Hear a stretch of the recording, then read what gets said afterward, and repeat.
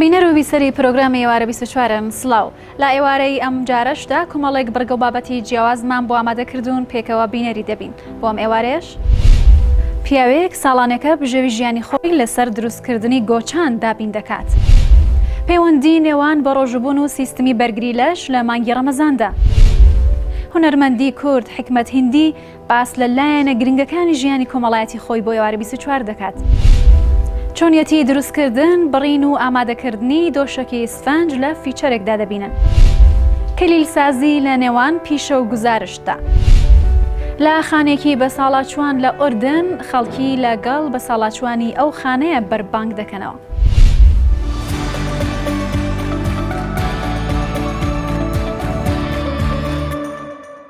زۆرنەوە کەسانەی کە بۆ دابینکردنی بژێوی ژیانی خۆیان ڕوودەکەنە کۆمەڵێک کاری دەگمەن و کاری ئیتر ئەو دەستی کە بتوانن لە بازاڕەکانە بیفرۆشن و بژێوی ژیانی خۆیان دابین بکەن. پیاوێک لە ڕێگەی دروستکردنی گۆچانەوە بژێوی ژیانی خۆی دابین دەکات و بەو شێوەیە کە لە بازاڕەکانە دەیفرۆشێت. پێکەوە لە فیچەرێکدا چۆنیەتی پیشەی ئەو کەسە و هەروەها دروستکردنی گۆچان دەبینی.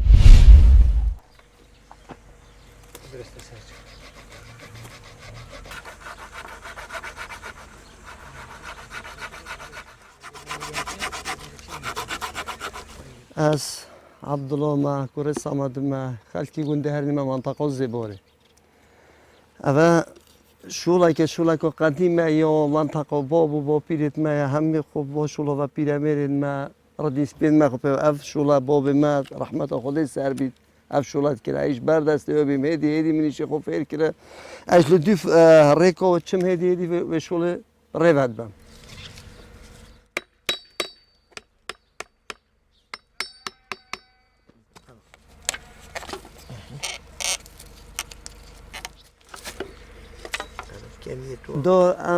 داره کناره یکم داره بگو پالا دو هم تاوگت کنه کبوتت کنه بناویش کنه بس داره کناره داره که مقبوله اول چیاید موا گل یا چند کیستون تره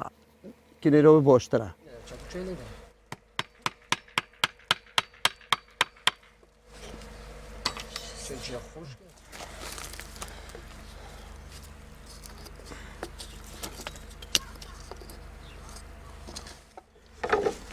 اول دو تانکه وقتی من داره دونت آویدو ما کلاند هکو کلی دی نرم بی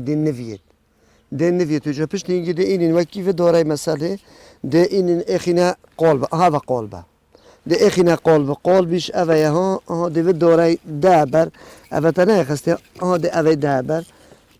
اوه زاوی حتی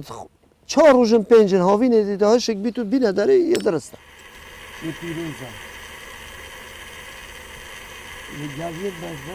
خود هندی بجه یه زوقه مثلا تو دی چه تو چندی موندی به حال موندی بینا خونیه دی پیو مشغوله نو که از دل روین مخاره دی آوا خو اینم کلینم من حالی نیه دی آوا کلینم شفقاده تینم مشارک دی من بیت اواس ایره تو دی برم راست کم دی کم برقمی حتی وارد 4 گو پالا 5 چمینم من حالی دین بینم بیا مغرب و روزا من چون شولاك بصبرة وكي قلت له وكي في الكورونا كي بصبرة مشغول لي عايزهم بيبقى مشغول هندي تبقى ما عنديش بتهال موند بينا خونيا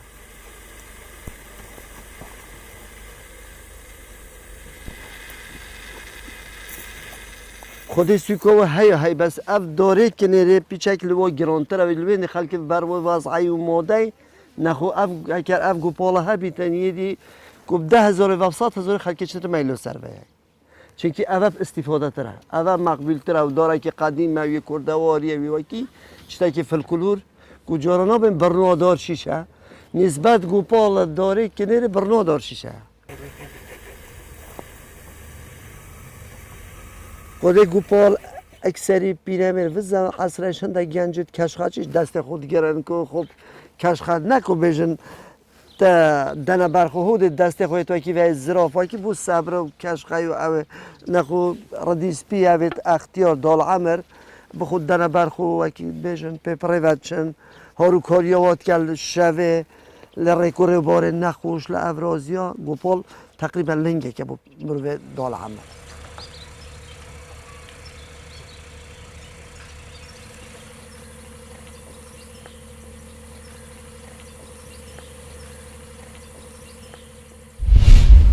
لە ئێوارە 24دا هەرجارە ئاشناتان دەکەین بەلایەنێکی تەندروستی پێیوەست بۆ کەسانەی کە لە مانگی ڕەمەزاندا تووشی کێشە دەبن و هەروەها باری تەندروستیان ئایانەوێ بزانن کە چۆن دەبێت و پرسیاریان لەسەر و لایەنە هەیە. پەیوەندی نێوان بە ڕۆژوبوون و کۆندامی هەرس چییە؟ چۆن دەتوانین لەو نەخۆشیانە دوور بکەوینەوە کە لە کاتی بە ڕۆژوبووندا تووشمان دەبێت؟ چەوری خوێن و هەروەها ڕێکخستنەوەی کۆندامی هەرس لە مانگی ڕەمەزاندا لەم ئینفۆگرافیکەدا دەبینن. بەڕۆژوبوون لەگەڵ ئەو گۆڕانکاریانەی لە شێوازی ژیانی ڕۆژانەمان هەیەتی کۆمەڵێک گۆڕانکاری تریشی هەیە لەسەر لەش و تەندروستیمان. ئەگەر بە شێوەیەکی تەندروست خواردن و خواردنەوەکانمان هەڵبژێرین، دووربین لە کەمخەوی و هەڵچوونی دەرونی و ڕێنمایە پزیشکیەکان پەیڕۆ بکەین، بەڕۆژوبوون گەلێک سوودی جەستەیی هەیە. سوودەکانی بەڕۆژوبوون: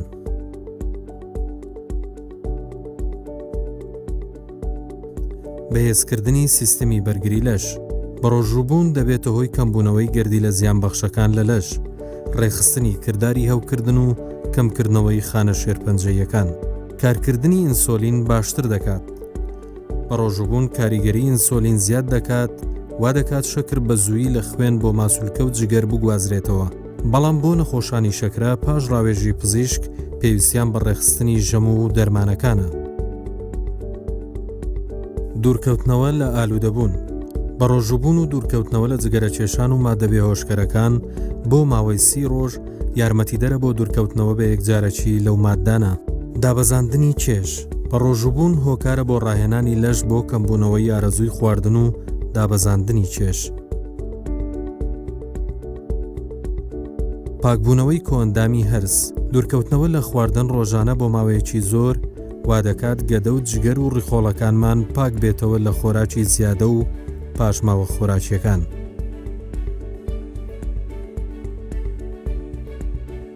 کەمبوونەوەی چەوری خوێن. بەپێی توێژینەوەکان بە ڕۆژوبوون ڕێژەی چەوری خراپەکان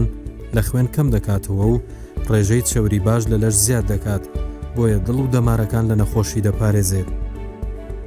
کاری مێشک و بیرکردنەوە باش دەکات. بەهۆی ئەو هۆرمۆنەی لە کاتی بە ڕۆژوبوون لە مێشک دەردەدرێت،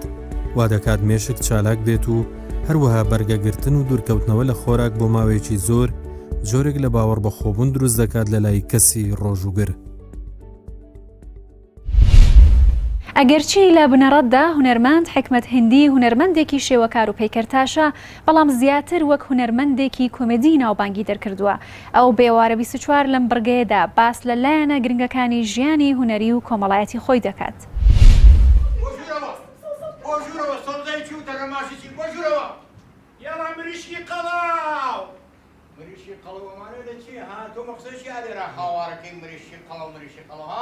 لە دەرەوەی کاری هونەری هەڵبەتە بڕوا بکە ڕەنگە هەر مناقەشات بێ لە کاری هونەریە، چونکە ئەو خۆشەویستانی کە من لەگەڵی هەڵەسم و دانیشم ئەکسرێتیان سەرقاڵی کاری هونەرین. زۆر کەمتر هاوڕێ خۆشەویستم هەیە کە هونەرمەند نەبێ. یا باسی ڕۆژگارەکەین یا باسی ئەم زروفاکەین کە هونەرمەندانی تایە و تووشی ئاقارێکی گەورە بووین و ئینتاجەکانیان و بەرهەمەکانیان قەتیس ماوە یا سڕ بووە، یا با بڵێن ئەو قەیرانەی کە ئیمڕۆ بەسەر فەن هاتووە یا بەسەر ئەم میلەتە هاتووە هونەرمەندانێکی گرتوتەوانێ. هەڵبەتە لە دوای کاری هونەری ئەگەرچی زۆر کات لەگەڵ ماڵەکانە کە دانیشم لە ماڵەوە ئەوانی شەرفەنانن، هەر کاری هونەریە باسی داهێنانی تازەیە، باسی ئەو تەجاریبانەیە کە لە ئەوروپا ئەمانە هانیوانەتەوە لێرە چۆن بیگۆزارێنن لەگەڵ ڕۆژگاری ئیمڕۆ ئەوانەی کە کاڵفا من بەرامبەری خەڵکیان لێ تێبگەێنێ. خێزانەکەم شەریکی ژیانمە، زۆرم خۆشەوێ، دایکی 3 کوڕم و کچێکمە. کوڕەکانم دوانیان خێزانی هەیە، هاوسەریان هەیە، من باپیرێشم، 2 ژیکەڵی زۆر جوانمان هەیە بە ناوی یانی و نەی، زۆرم خۆش ئەوێن و دایکەکان زۆر بە چاشی پەروەردەی کردوون، من مەمنونیانم. ماڵی خۆشمان کەسە دوان ماوی نەتوانێ، من و دایکیان و کوڕکچێکم ماوە. کچەکەم تەلەبەی یاسایە، کوڕەکەیشم مسەوەرە و ژیانی ڕۆژانێش زۆر بە بەختیاری ئەژین. خێزانەکەم زۆر هیلاکە چونکە لە من زیاتر دڵسۆزە بۆ مناڵەکانی ئەو حکومە ئەم ڕەنگە من کەمتر هاوسەرەکەم زیاتر لە من سۆزی هەیە بۆ مناڵەکان منیش خۆشمەوێن بەڵام ڕەنگە خۆشەویستەکەی من بەقەدەر خۆشەویستی ئەو نەبێ بۆ مناڵەکانی بۆ پەروەردەکردنیان من هەتامێنم مەمنونیم منیش پەروەرداکە لەگەڵەوان ڕەنگەکانم هەموو خۆشەوێ بەڵام ئەو ڕەنگەی کە زیاتر غەرقی کردوم شینە شین لە ئاسمانە بینم کە نایگەمێ لە بەحرای بینم کە نازانم بنەکەی چۆنە لەبەرەوە دائیمەن منی تووشی دوو حاڵەت کردووە کە شتێ دەستێ نەیگەشتێ خۆش ئەوێ دائیمەنەوە حتى دەستمەگاتە فەلەک یعنی کەشکەلانی فەلەک کە خۆمان ئەڵێن نەشتوانم چمە عومقی دەریاوە دوو شوێنن دەستم نایەنگاتێ بۆیە زۆر خۆشمێ ئەو ڕەنگانە ئەنجا شتێکی کەش هەیە هاوسەرەکەشم چاوی شینە لەبەرەوە هەموو شینێکم خۆشەوێ لەگەڵ مناڵەکانە مناقەشاکەم ژیان چییە هیچیە چیمان نوقسانە چیمان نانوقسانە ئیتر بە قوربانتانم قەیرانەوە ئاگاتان لێبێ ئەگەر جاران سێ شفتە نەخوار ئێستا شفتێ بخۆن دوانی بە احتیاط هەڵبگرن وای هاتووە نەقڵبەڕی ئەوانە چۆرنێکی بدایەتی لەسەر برنج بە قوربانم ئاخ ماستاو کە پڕ بێ لە زۆر لەو کەسانەی کە دۆشەکی سفەنج بەکاردەهێنن چۆنیەتی ئامادەکردن و خۆناغەکانی دروستکردنی لەوانەیە زۆر شارەزای نەبن ئێمە لەم فیچەرەدا باس لە چۆنیەتی ئامادەکردن بڕین و هەروەها دروستکردنی دۆشەکی سفەنج دەکەین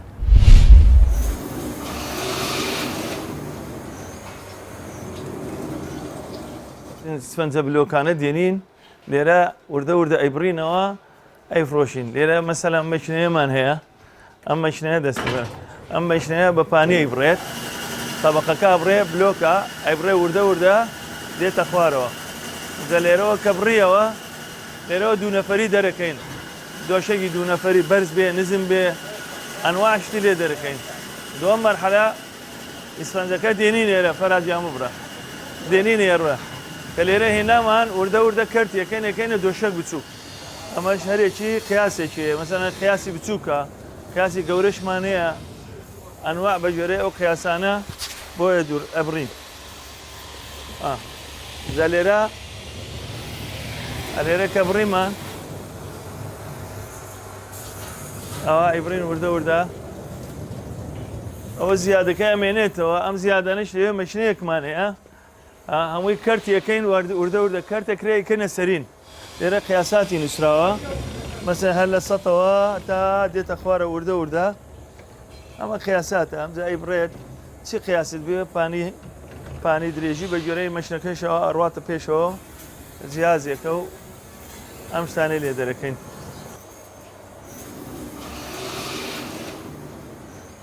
بێنێ سەر ئەم مەشنەیە تر ئەم مەشنەی ترمان ئەمە لەوە گەورەترە ئەمە ڕواتە دواوە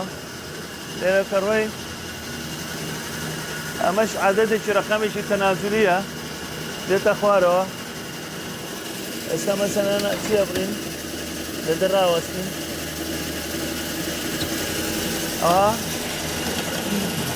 ئەوە ئەیبڕێت وا جوان دەریەکە ئەمە دۆشەیەکی داوە بەرزە بێتەوە ئەمە ئێستا دەرچوو ئەوە ژێرەوە بۆ دۆشەک دوو نەفەریە ئەوەش بۆ یەک نەفەریە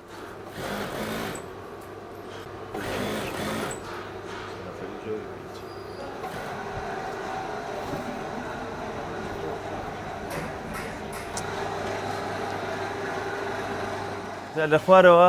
معمەلی دۆشەکمان هەیە کە ئەمە دوورێتەوە بەم قراغەوە دۆشکە چوار دەوریە دوورێتەوە کەپسیەکە ئەیکەنە ناو لایلۆنەوە کەپسیەکەین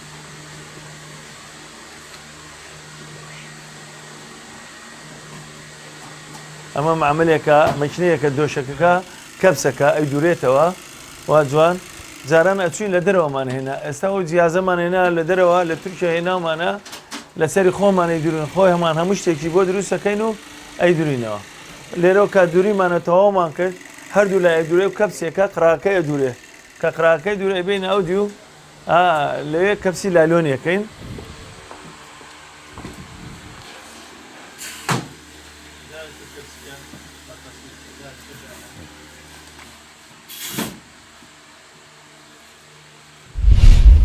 ئەو کەسانەی کە پیشەکەی خۆیانیان خۆشەوێت بە دیدێکی جیاوازەوە سەیری پیشەکەیان دەکەن هەندێک جار فەلسەفی و هەندێک جاریش هونەری لە پیشەی خۆیان دەڕوانن دەچینە هەڵەبجە کلیل سازەیەک پیشەکەی خۆی بە شێوازێکی جیاواز دەخوێنێتەوە و باسی لێوە دەکات ئەو پێی وایە کە دروستکردنی کلیل هێمایەکە بۆ ئەو کەسانەی کە دەرگاکانیان لەسەر داخراوە.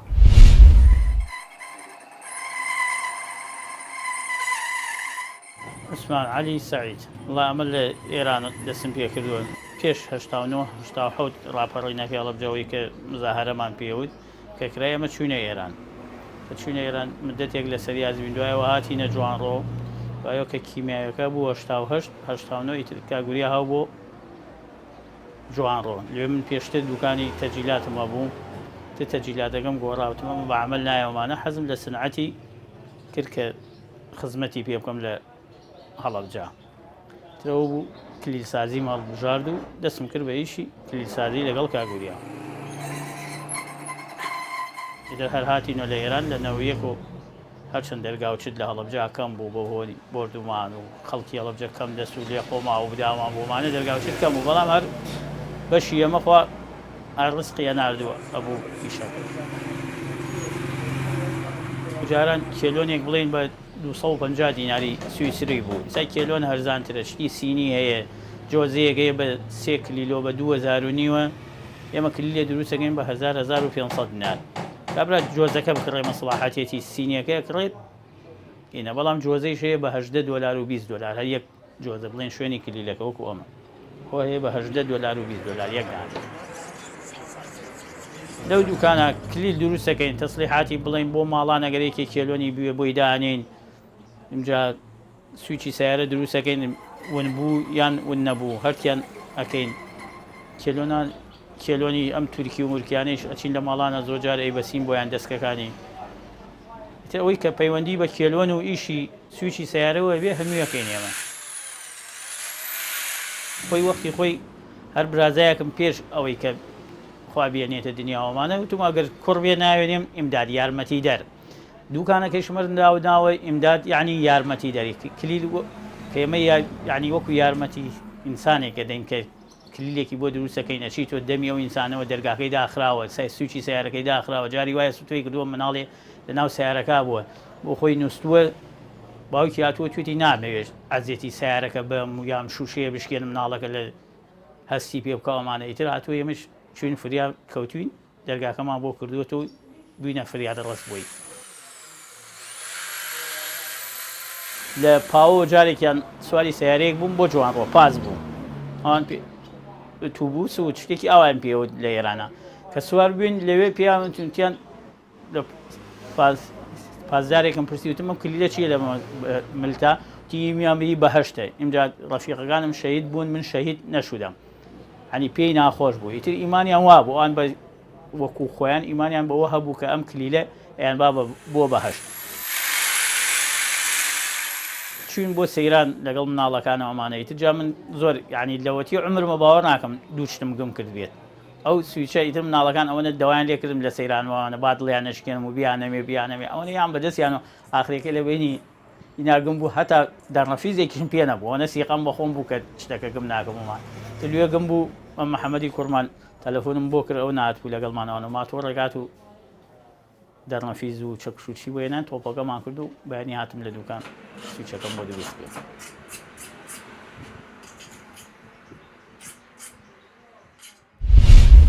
دەچینە وڵاتی ئێردن کەشوهەوای مانگی ڕەمەزان بەڵام لە دیمەنێکی جیاوازتردا خانێکی بە ساڵاچوان کە گەنجانی لە خۆکۆ کردوتەوە بۆ بەربانگ و لە مانگی ڕەمەزاندا سەردانی بە ساڵاچوان دەکەن و لەو خانەیەدا پێکەوە بەربانگی ئەو ئێوارەیە دەکەنەوە.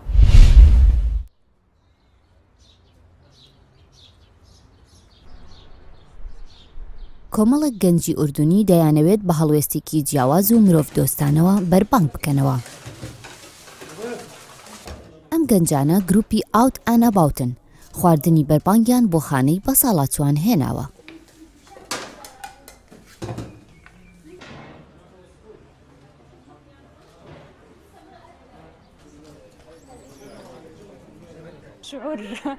هەستێکی جیاوازە کاتێک دەبینی دڵی کەسانێک خۆش دەکەیت کە پێویستیان پێێتی بەڵام ئەوەی دڵگرانیە ئەوەیە دەبینم کاتێک کە مرۆڤ دەچێتە تەمەنەوە بە تەنایی دەمێنێتەوە دوورە پەرێز دەبێت و کەس پرسیار ناکات لەبارەیەوە ئێمە دڵخۆشین کە بتوانین بۆ ڕۆژێکیش بێت گۆڕانکاریەک دروست بکەین و هەست بە خۆشی بکەن.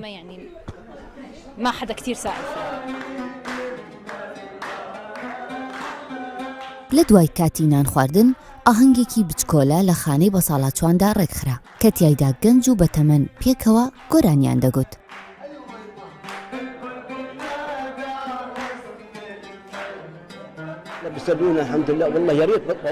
زۆر دڵی ئێمەیان خۆش کرد خۆزگە ئەم شەو لەلای ئێمە ئەمانەوە جارجارە دەمان بن بۆ پیاسە دوێنێ چوین بۆ مادبا و خواردنیان بۆ دروست کردین بە دڵتەنجی ڕۆیشتین و بە دڵخۆشی گەڕاینەوە خوا لێیان ڕازی بێت.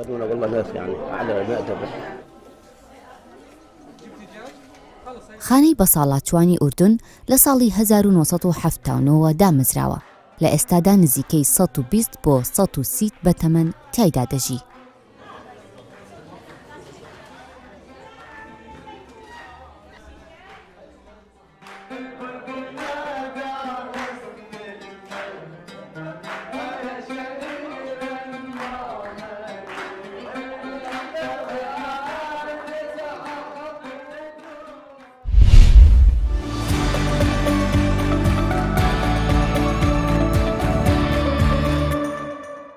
سبەی ئێوارش چاوەڕێمان بن لە ئێوارە 24ێکی دیکەدا لەگەڵ ئێوە دەبین و ئێوە شەتوانن تا کۆتایی بینەرمان بن هەر شاد و بەختەوەر بن.